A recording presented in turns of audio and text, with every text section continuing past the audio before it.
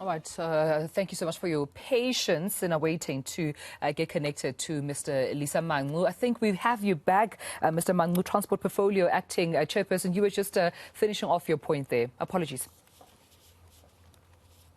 Thank you. I do apologize too. I was saying that we remain concerned of the speed with which the recovery is happening of the long-distance train service.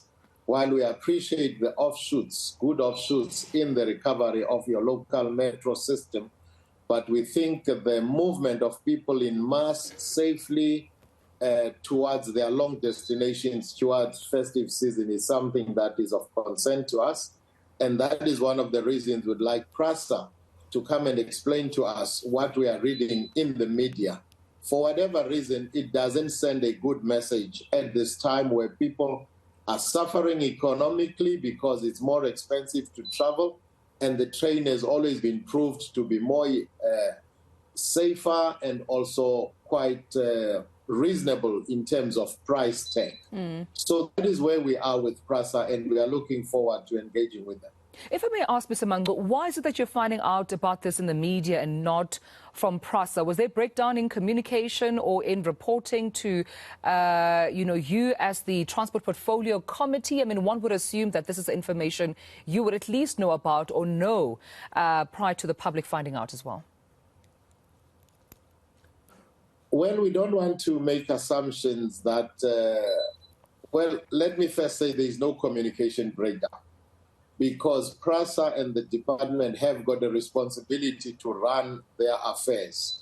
They don't have to tell us everything. But there are major things that, like what is being reported on, which we feel we will raise with them also, that we feel that we should have been brought on board so that we can understand where they are coming from. Because as public representatives, we exercise oversight over them. We should be able to have answers ourselves as to what are the reasons. Again, as I say, the reasons might be good and well thought through, but if they are not well communicated, it can create a lot of suspicion. Right. So there was no communication breakdown. They were doing their work.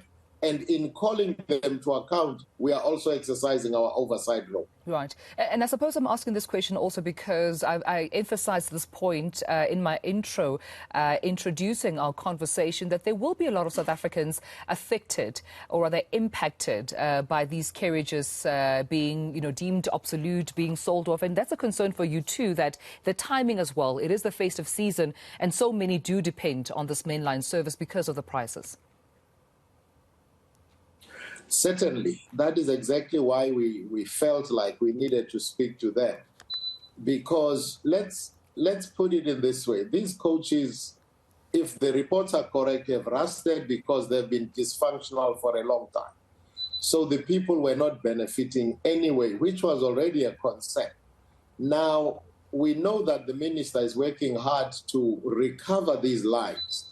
When we thought that these coaches would be put back into use, they are being sold. That is where the concern comes. As I've already said, this is a mass mover of people. It is safe. It is also the cheapest mode of traffic, of transport, my apologies. So it's something that is of major concern to us. Hence, we are looking for answers.